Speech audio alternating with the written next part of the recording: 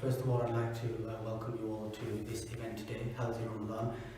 The slides have been put together by British Islamic Medical Association, and I'll go through a little bit of detail as to what they normally do. So today with me I have some colleagues, Dr. Arif Dasu, who's a local GP in the area, Dr. Shepherd as well, who's another local GP, and he also specialises in diabetes as well. And then I've got another colleague who works in smoking cessation services called Delha Rashid, and he also has a background in nutritional health as well.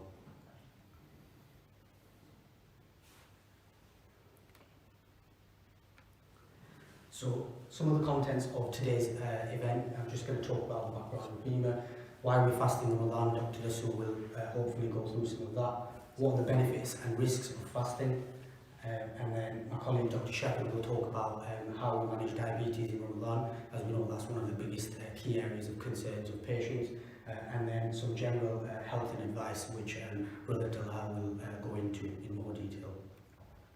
So what is Bima? So Bima, many of you might have heard of it, is a national organisation led by Muslim healthcare professionals from different backgrounds and specialisms, and it's volunteer led, and we do different events throughout the year, like this one which we held last year as well. It's based on Islamic principles and ethos, and we try and support clinicians but also the patients within the community, and it's a very growing organisation. We've got over 2,000 members at the moment, and it's continuing to grow. So just quickly, not to take much more time, just going through some of the previous events that have been done before. So some previous events that we've done before, especially with regards to cancer screening across the country, and also women healthcare professionals and how they can work in an NHS environment wearing the hijab and wearing Islamic clothing, and also like this Healthy Ramadan event. We also work with medical professionals that go out into Saudi Arabia to help the Hajis as well.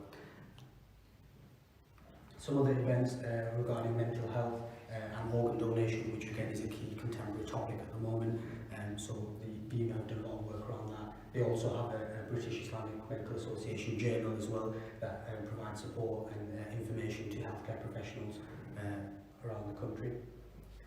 And then a lot of support for foundation doctors as well who are coming through the system. This is one of the key events, actually, just to quickly highlight. We did this last year as well in several mosques in Preston. Unfortunately this year it probably won't be going ahead, but we would like to try and do something similar where we provide basic life support basically to the community and try and get the word out there to everyone. So the mission statement is to unite, inspire and serve. And I'll now pass you over to Dr. Dasu to take it through. Assalamu alaikum wa rahmatullahi wa barakatuh, everybody. I'm Dr. Dasu, I'm a local GP in Preston, and first of all I would like to wish everybody Ramadan Mubarak. May we all have a peaceful and prosperous and a beneficial Ramadan with Allah's blessings. Ameen. The purpose of this presentation is to provide some clarity, some education, basic information, and inshallah make it interesting for everybody. And I would like to begin by making an apology on behalf of Bima and our colleagues that this presentation has been delivered in English only. The reason for this is that we have got time constraints. We have to make the presentation uniform and consistent, and for these reasons we are only going to be doing it in English and one language. However, we do have some diabetic fact sheets in different languages, and we will be distributing them to the Maulana for them to advertise them on their social media platform, inshallah. As Muhammad told you, that the presentation has been divided into 3 parts, and I'm going to talk to you about the benefits of fasting and the potential serious complications of fasting that everybody should be aware of. When I was initially approached to do this presentation, I thought I'll probably take the easiest part, and that's what I've got.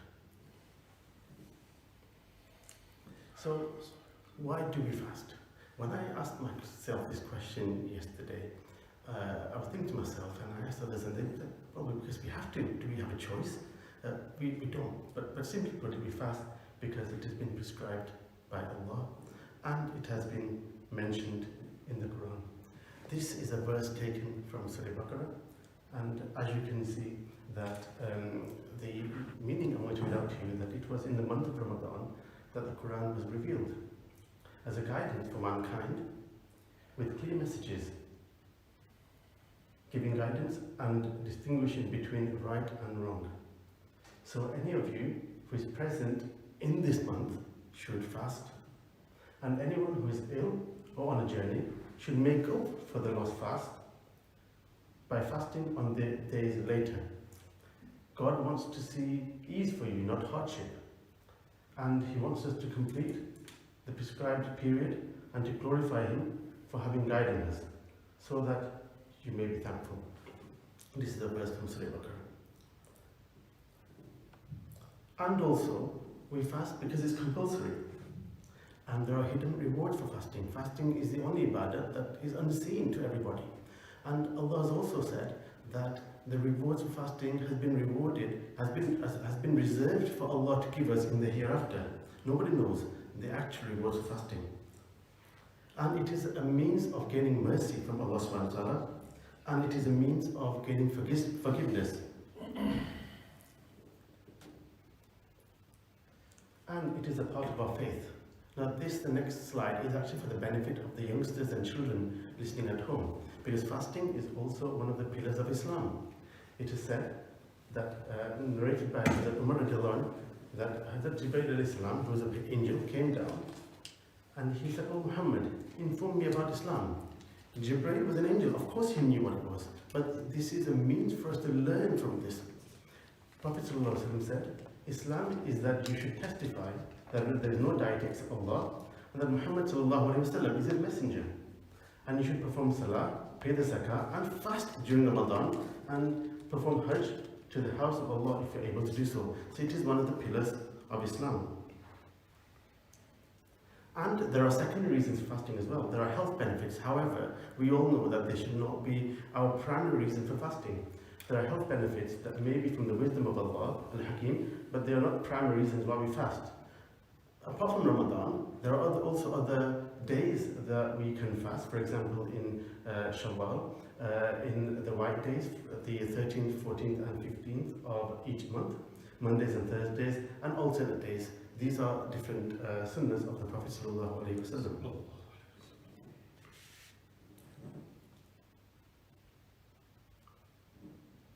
So before we move on, here is a quick disclaimer and something important to note. This Bima Health Promotion presentation is intended to provide a general information to the public, and it is not intended to address any specific circumstances of any individual or entity, and does not replace independent professional guidance and judgments from various professional health bodies. Bima has no conflict of interest in this presentation, and we have independently compiled this presentation. We have received no sponsorship from any pharmaceutical companies or Islamic organizations. All reasonable measures have been taken to ensure the quality and accuracy of the information presented in this talk. If you find any information regarding this talk that you believe may be inaccurate, please email bima@healthpromotion@britishema.org or speak to the presenter. Unfortunately, this presentation is not live streamed. It has been pre-recorded, but anybody can contact us directly if needed. It is also important to note that everybody listening at home should consult their GP or their practice nurse at the GP surgery for individual specific medical needs, and you should consult a scholar with regards to any specific Islamic rulings that may arise or questions that may arise relating to that. We have to understand that there are some differences of opinion within the Islamic jurisprudence and scholars, and therefore we also respect that as well. So, what happens to our bodies when we fast? This is a slide and a diagram to illustrate what happens generally. So usually when you fast, your body enters into a state of fasting after 8 hours of the last meal. This is for physical purposes only. Obviously, it is important to clarify that spiritually we enter the state of fasting as soon as we make the intention. However, what I'm talking about and I'm referring to is the physical changes that take place within the human body. It takes approximately 6 to 8 hours for our digestive system to digest anything that we've eaten or drank. So it is only after that time that our body enters into a physical state of fasting. And the reason it is also important to realize this is because at the moment when we're fasting in Ramadan, inshallah, the fasts are generally speaking between 17.5 and 18 hours long. So after our body enters into the state of fasting after 8 hours, there's still another 8 hours left. And that is a very long time for our bodies to be in this fasting state. So after 8 hours, initially your body is using the food that you've eaten. And after 8 hours, your body initially uses up the stored glucose. And therefore there's a risk of your blood sugars dropping because your body is using the glucose it has. And there may be some difficulties in maintaining your blood glucose levels in that time. And later in the fast, your body will break down the fat that's been stored before as a source of fuel. So what are the potential benefits of fasting? These are the physical benefits of fasting.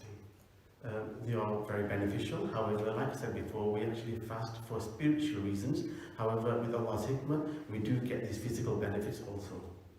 So, weight loss, improved cholesterol, improved blood pressure control, improved blood glucose control. So what fasting does do, it makes our insulin more receptive to the body, and it kind of makes our body more susceptible to insulin, and therefore we get a better blood glucose control in the majority of the patients. It improves mental well-being, and it can be a source of controlling our habits and addictions, for example, smoking and unhealthy snacking. And intermittent fasting for short periods of time, there is a lot of evidence that fasting is very good for that as well. In addition, fasting is very good it's a very good source of detoxification and purifying our body, not just spiritually but physically as well. And it also improves our metabolic function, hence it has these effects. Fasting also improves and reduces the triglycerides and the bad cholesterol that's circulating in our body, and therefore it improves overall cholesterol and improves the good cholesterol that's circulating in our body. And there are also spiritual benefits. It says in the Quran Sharif also that, O you have believed, O you who have believed, decreed upon you is a fasting, as it was decreed upon those before you, that you may become righteous. So fasting is a means of gaining taqwa also. What are the potential risks of fasting? There are some physical risks, for example, dehydration, stress, sleep disruption, and worsening of a medical condition. And various health-related complications can happen, and it's important to realize and get the message across to our fellow brothers and sisters and mothers at home that and children that the complications can be quite serious if not taken care of. And there is a list of patients who might suffer with the following illnesses, for example, diabetes, asthma, COPD, chronic heart failure, chronic kidney disease, mental health, glaucoma, infections, pregnancy and breastfeeding. Patients who belong to these categories and some more, for example, patients who are on dialysis and other medical conditions are at risk of getting complications from fasting. It is important to note also in the infection is acute and chronic. So for example, if you fall ill during the Ramadan, for example, with a chest infection, pneumonia, tonsillitis, or even the current COVID-19 that's going around, that can also have a negative impact on your body in a state of fast. So if you're at risk, what should we do? I think this next diagram is very, very important. It actually puts in three aspects together. So this is a person as a whole, this is a religion, so the scholar, and this is medicine, what the medical professional opinion is. So if you have an illness and all three are saying the same thing and you belong to this middle circle, then it is generally advised you should abstain from fasting. And then you fall into this category which is a bit on the outside. And if there's two people saying professional advice is that you should be fasting or not, then I think you should then weigh the potential complications of going ahead with the fast. But if you're feeling like, oh my God, I'm not feeling too right today, I shouldn't fast. If it's just one thing, then it is beneficial as you get for suhoor and have a good fast. And if you're at risk of fasting, so if you do belong to that risk, and if you come into the high risk category in the middle, then what should you do? So many Muslims, so Allah made fasting very flexible for us. And it is important that Muslims with exemptions, health conditions, for example diabetes and other illnesses that we mentioned, insist on fasting during Ramadan. This creates a medical challenge for both patients and the physicians. So for patients because they can fall ill, and for the physicians because the complications can be difficult to treat afterwards. And so what does the Quran have to say about this? So I will now take you back to the initial ayah that we mentioned before. And it says, and I'm going to read out the underlined part this time, and it says, anyone who is ill or on a journey should make up for the lost days by fasting on the days after. God wants to ease for you, not hardship. It is very clear in this ayat that Allah wants us to be flexible and sensible and take the appropriate professional advices from the medical profession and from our esteemed scholars, Islamic scholars, and use the advice appropriately. So this slide continues from the previous one. So if you're at risk, what should we do? So patients with certain conditions, like we mentioned before, so I'm not going to repeat them, are exempt from fasting during Ramadan. And these are generally the patients who have got a higher risk of complications if they don't eat or drink on a regular basis and are markedly altered. For those who are ill, there is more than a permission not to fast. Not just a permission, there's more than permission. For example, there's a chance of making the fast up later or doing a fidya. And Islam is transparent and flexible. And Ibn Umar reported, the Messenger of Allah sallallahu alaihi wasallam, reported that verily Allah loves for you to take on me concessions, just as it dislikes for you to be disobedient. And if you're still at risk, like I said, you can actually give a small compensation in the form of fidya, or you can make up with the fast at a later date, or you could actually feed the hungry and the poor for the exemptions due to chronic illnesses. And if you need any further information or any medical advice, then I do suggest that you consult your GP surgery and speak to a relevant health professional or consult a scholar.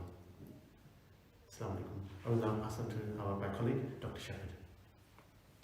Bismillahirrahmanirrahim. Assalamu alaikum. My name's Dr. Shepherd. I'm a GP who works in Preston. For me, with Dr. Dasu and the team. So obviously the month of Ramadan is almost upon us. So may Allah subhanahu wa ta'ala reward us all for all our hard efforts, and may we be blessed during this blessed month. Amen. So I kind of involved with a lot of our patients that we see during Ramadan, mainly with questions around the diabetes. This seems to be the most common disease or condition where patients will come to seek advice with their GP or with their nurse practitioners regarding how they manage their diabetes during this blessed month. Diabetes can obviously be a very challenging condition during the month of Ramadan, so it's very important that patients have taken the time to consult with their health professionals, to consult with their nurses, to make sure that they're, first of all, fit enough to fast during the month of Ramadan, but also to make sure that they're aware of what they need to do from a medical point of view during this month. So from the point of diabetes, lots of us will either know patients or people or relatives that have diabetes, or they'll have diabetes themselves. So if we just take it back to the beginning, in terms of diabetes, what is diabetes? Diabetes is a health condition where patients have problems with the glucose in their blood. They have unmanageable levels of high glucose in their blood, which obviously comes from the food that we eat. And also the body does have different storage mechanisms where they can store it in the liver, for example, to utilise it at a later time. In terms of diabetes, most of the time two things tend to go wrong. The first problem is either the insulin that we manufacture, which is the hormone that helps to metabolize our glucose, malfunctions. It's not working, we don't have enough. Or on the other hand, for whatever reason, it doesn't become as sensitive or it doesn't have the performed value that it needs to.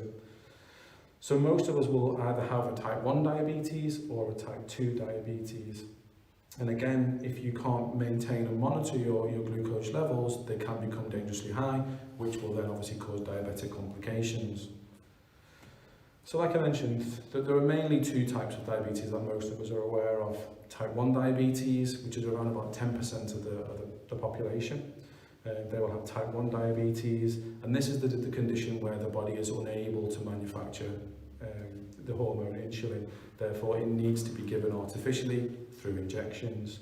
Most people will develop this at a very young age, either in adolescence or in childhood, and like I mentioned, will need to go on to using insulin.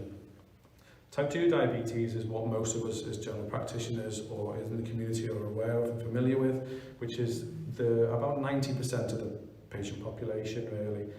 This is again where insulin is not made in adequate quantities, but also as well, sometimes the insulin that is made doesn't do the job that it's designed to do. A lot of the time this is linked to lifestyle, so things like obesity, poor diet, there is an element of family history, age as I mentioned, and also kind of ethnic background as well. Again, this tends to start in more later life, in older adult life, and then develops through and starts gradually. Again, it can take several years for the symptoms of diabetes to present themselves, and as a consequence, often complications from diabetes will arise as this continues. So if we talk about, obviously Dr. Dasu's mentioned about the risks of fasting, and the main risk of fasting would be from a hypoglycemic point of view. This means that the blood sugars in the body drop very low, dangerously low, which in some people can make you very poorly, especially if your patient's taking medicines like insulin or hypoglycemic agents such as glycosides.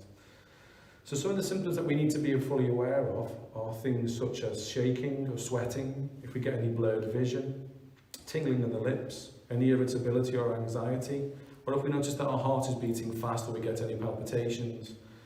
Some of the time we may not notice these symptoms ourselves, so it's important for our family members or our colleagues to keep an eye out for some of these symptoms, and again, if there is any concerns, to raise that concern with the patient. And I would suggest obviously a blood sugar test would be needed in that case. The other potential risks as well is that if the blood sugar does go too low, like I said, you may not be fully aware of it. So it's important during this time, especially if you are at risk of hypoglycemic episodes, that you do consult with your GP or your pharmacist or your practice nurse so that medications can be adjusted and reviewed accordingly. The flip side of low sugars is obviously very high sugars. And again, that can sometimes come around with what we're eating, or again, if we are not compliant with our medications during the month of Ramadan, or they're changed during Ramadan, that can sometimes lead to very high sugars.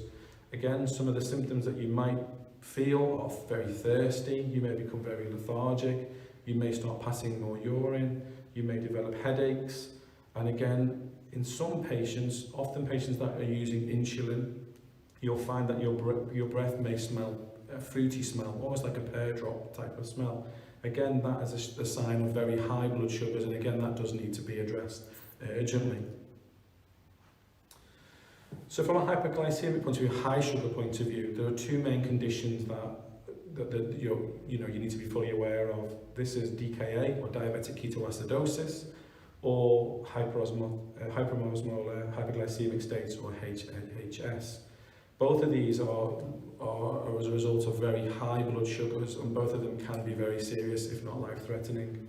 Again, as Dr. Dasu mentioned earlier, from a metabolism point of view, what will happen is, in terms of the fast, we will then start to metabolize fats, and when we start to metabolize fats, we produce these ketones.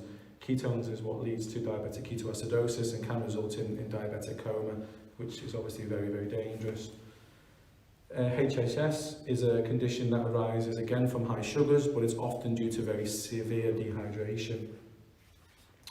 One way to check if you're dehydrated is obviously to check your urine. So the chart here just basically shows the colour of our urine. The darker the urine, the more suggestive that we are dehydrated it is. And again, you'll also have other symptoms such as dry mouth, dry lips or skin. You may be passing urine more often, or you may be excessively thirsty. So how do we manage diabetes in Ramadan?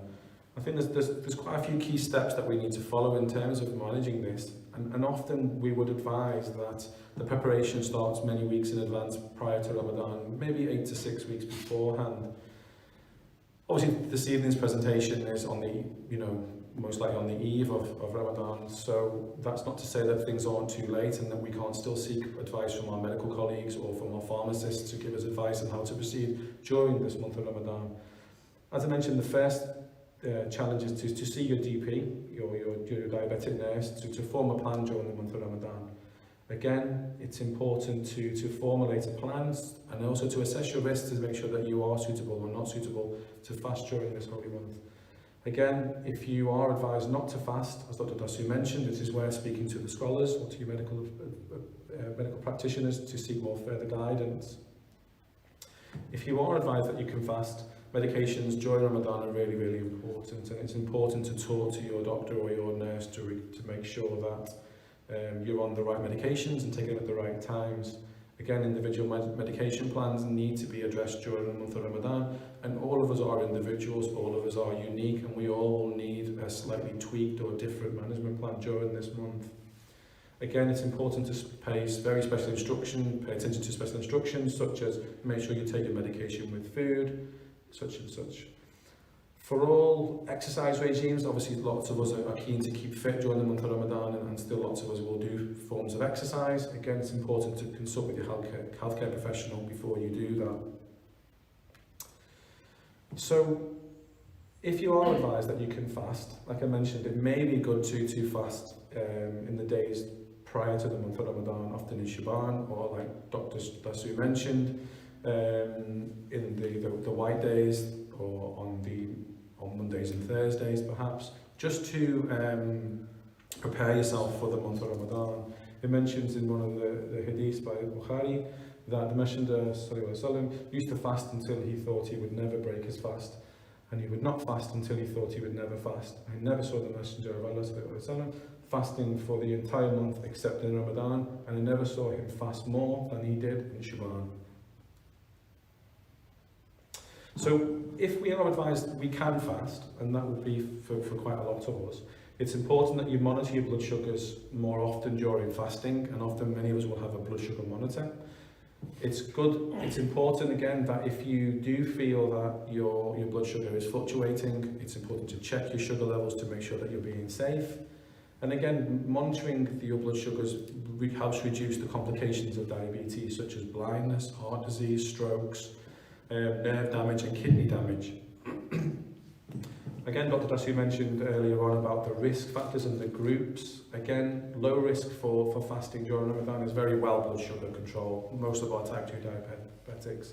Moderate risk for fasting is our poorly controlled diabetics, and high risk is our type 1 diabetics, or patients that have got very poor blood sugar control or even have needed frequent hospital admissions. So what do you do to end your fast? I think if you're having any symptoms that you're feeling unwell, you need to obviously take your blood sugars, and you need to consult with a healthcare professional as soon as possible. If your blood sugar is less than 3.9, you need to end your fast. And if your blood sugar is higher than 16.7, you need to also end your fast. Also, if you're becoming severely dehydrated, again, that's another reason to end the fast. You should never stop taking your insulin during the fasting either. And again, if this is becoming a problem, you need to speak to your healthcare professional. So there's lots of good advice and guidelines around regarding diabetes. Diabetes UK offer very good support. the Muslim Council of Britain, and also DAR, which is an international group, often very good information as well. And all of this information is based on expert opinion. So just to end on a quote from the Quran. So, take all necessary precautions, prepare and spend in God's cause. Do not contribute to your destruction with your own hands, but do good, for God loves those that do good. So that ends my presentation. So I'll then hand over to Tala. Assalamu alaikum. Assalamu alaikum wa rahmatullahi wa barakatuh.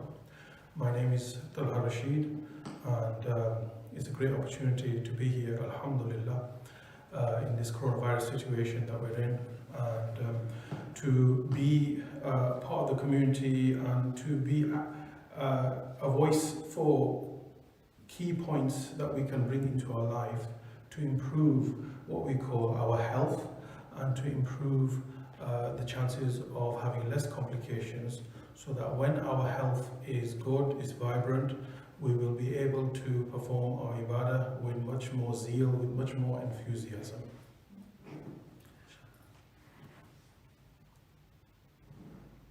There's three key points that I'm going to discuss. As Brother Muhammad, he mentioned that I do work for the NHS. I've been working for the NHS as a stop smoking advisor for 14 years, and approximately 7 years I've been practicing natural medicine, in which there's cupping therapy, nutritional medicine, and very recently qualified in herbal medicine. And alhamdulillah, I'm studying further to advance my education. Now coming, the NHS stop smoking work that I do is working with the community in different health centres, and the nutritional side, the complementary health side is a separate to the NHS. So that's something that I practice on a private basis.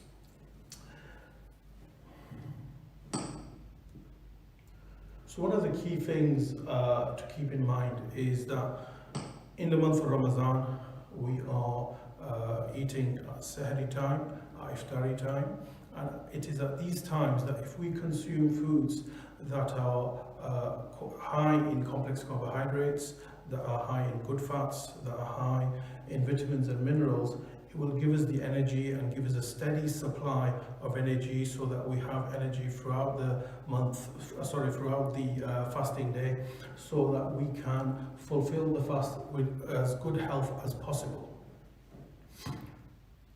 Obviously with the right diet, so just to give a few examples, complex carbohydrates, the consumption of porridge, and what we could do is that even in porridge we can add almonds, nuts, seeds, and this will increase the protein content of the food. It will increase the good fats content of the food, which is also all necessary and important for addressing and preventing heart disease and diabetes, which was discussed not so long ago.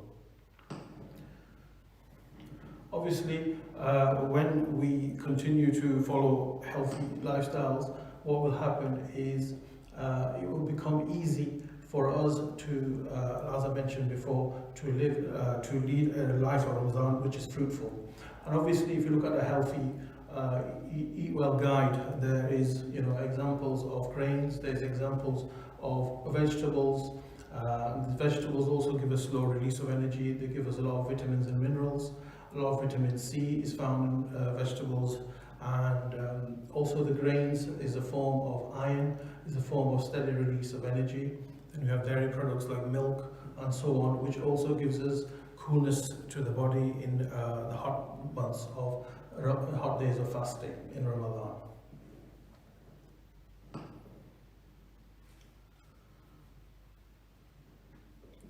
So during Iftari time and Sahari time, the consumption of dates is an excellent way to increase our body energy very quickly. When we have an empty stomach for so many hours, one of the things that happen is there can build up excess of stomach acid in the body. So eating dates will reduce that stomach acidity naturally. Is a form of iron which will give us energy. It's high in potassium, so those people, especially suffering from high blood pressure, it will help in those conditions.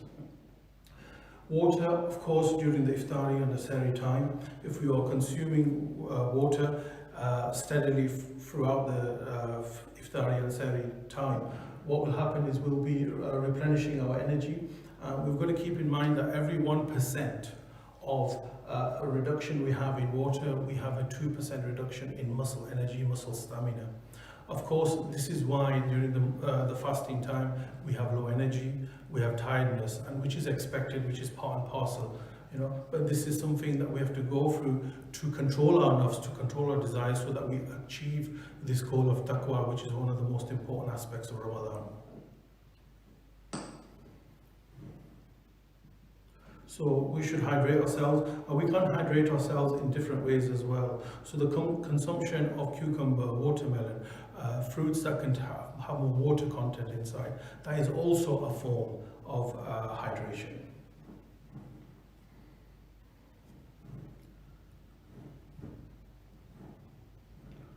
So again, so these are examples of high fiber foods and foods that contain a lot of slow release of energy, wholemeal bread, wholemeal rice, and so these foods will help. So again, I mentioned porridge, so that the foods that we eat, if we have a constant supply of energy, it will make it easy for us to fast.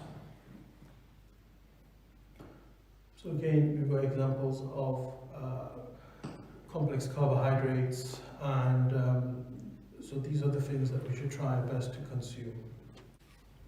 So the complex carbohydrates, we've got grains and seeds like barley, wheat, oats, millets, semolina, beans, lentils, wholemeal flour, and basmati rice.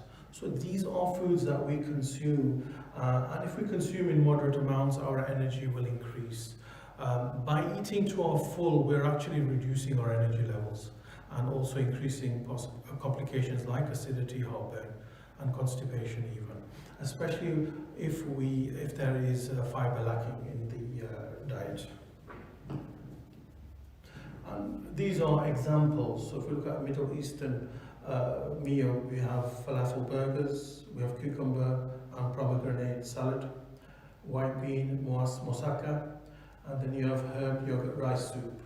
In the South Asian diet, so grilled tikka chicken, dal vegetable curry, air-fried savouries, wholemeal roti and rice, and then finally in the African example, you have the Moroccan lamb tagine, Mediterranean egg and tomato skillet with pita, fasolia, spaghetti squash with doka.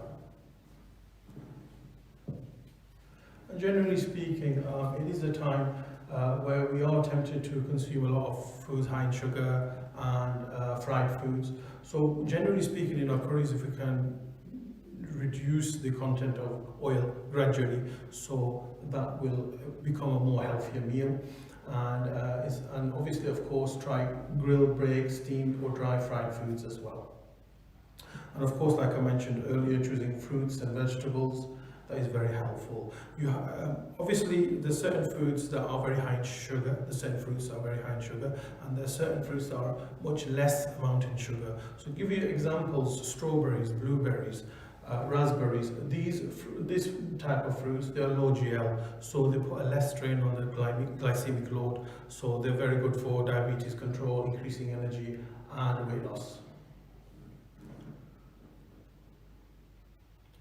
Yes, of course, coffee drinkers, those people who drink a certain amount of coffees a day, ideally, of course, if we could do this a few weeks before, then one option is to reduce the amount of coffee every day, and you can even bring it down to even one cup of coffee a day. Yeah. Because coffee and nicotine in cigarettes, they can be fairly addictive. Well, they both are, and when you consume it, especially coffee, when you consume it in higher amount, it is fairly addictive. And of course, we are all aware the addiction of nicotine and cigarettes, which I will be discussing very shortly.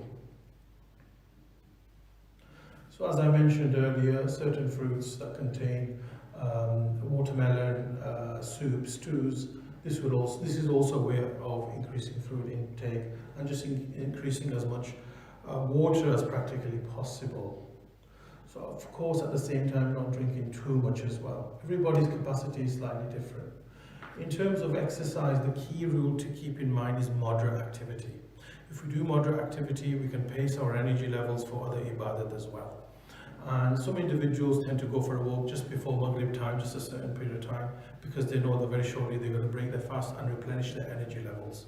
So a moderate amount of activity, exercise, especially good for diabetes, because there's a thing that in the cells we have what we call a GLUT4, and if our cells is not picking up the glucose really well, then by doing exercise, then what can happen is that the glucose can be picked up by the cell, and then increased energy is achieved, as well as a reduction in high blood sugar levels. So moderate activity, the ibadat that we do, this is also included.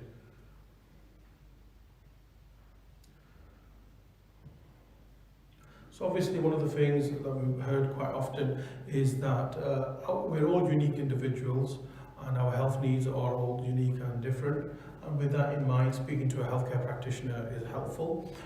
Just like before a doctor prescribes any medication, he takes into consideration the medical history and so on, and then accordingly he will recommend appropriate medication. Similarly, whether it be certain diets, whether it be certain herbal remedies, again that should be taken through somebody who's trained in the field of natural medicine. And that way, even though natural medicine is fairly safe, but it's what we were taught in class was that natural medicine is safe in trained hands. So this is something to keep in mind. Okay, this is something that I'm fairly familiar with. And a lot of people, given up smoking in Ramadan is one of the best times, from Sahri to Iftari. We're abstaining from all foods, water, and of course smokers are also abstaining from smoking.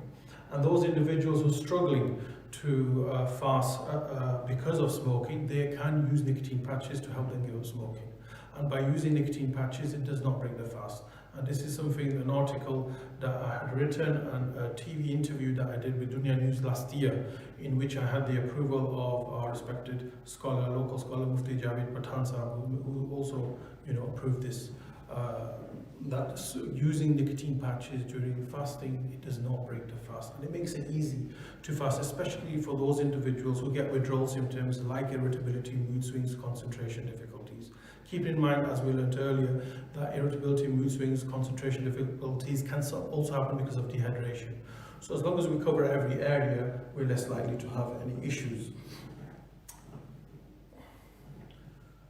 And giving up smoking, especially in this time where the coronavirus is happening, by giving up smoking, we're automatically increasing our vitamin C levels and our zinc levels, which are both necessary for improving our immune system.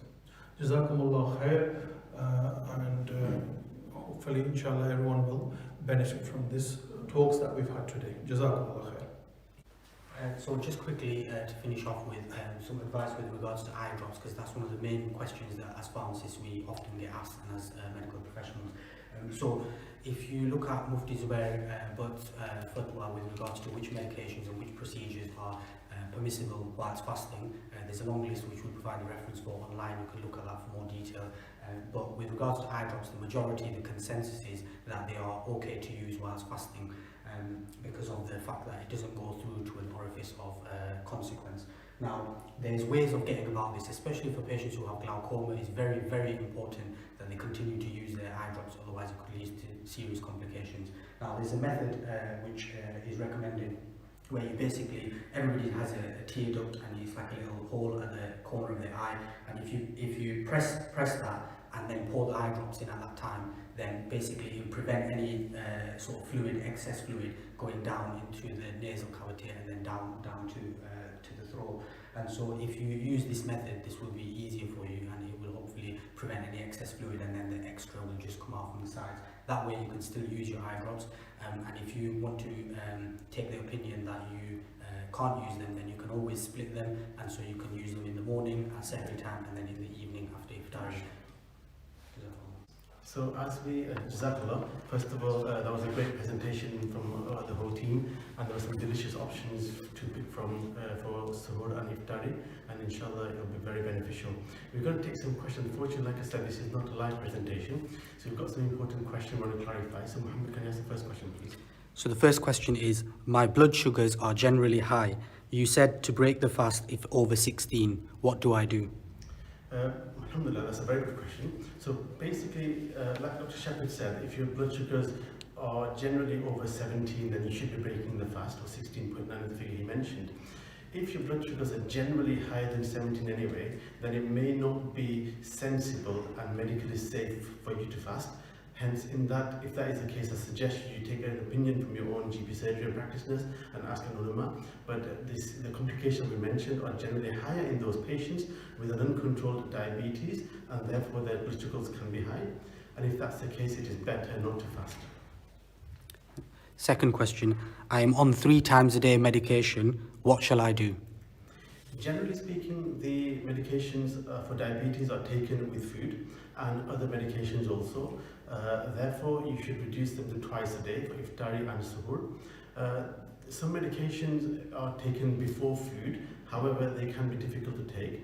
And for example, medication for blood pressure, cholesterol, and other medication, so they can be taken a bit before suhoor starts, and that can address that. How often shall I check my blood sugars? That's another very good question. You should always check your sugars if you get symptoms of either hypo or hyperglycemia, and the signs were clearly shown before. Also, after 8 hours, your body enters into this physical state of fasting. It might be an idea to check it at 8 hours to see where you are, and also check it if you get symptoms of either hyper or hypoglycemia. How can I access support from the local Stop Smoking service, and is the support that you provide free? You can ring 0800 328 6297. I'll repeat, 0800 328 6297, and you'll be given an appointment. And obviously at this stage, all treatment, all support will be provided over the phone, and the treatment is free. However, the medication that you get either prescribed through the doctor, or the nicotine products that we recommend, that we give you a voucher for, that can be taken to the chemist. Well, now what we're doing is we're sending the vouchers to the chemist ourselves, and then they are doing a home delivery. So, alhamdulillah, this concludes our presentation for today, and a special thanks to our other members of the BEMA team at the head office. And I would again like to apologize for this presentation in English. However, if there is a need, which I'm sure there will be, and if there is a time slot available, we're more than happy as professionals to redo this presentation in Gujarati and Urdu. Jazakallah khair.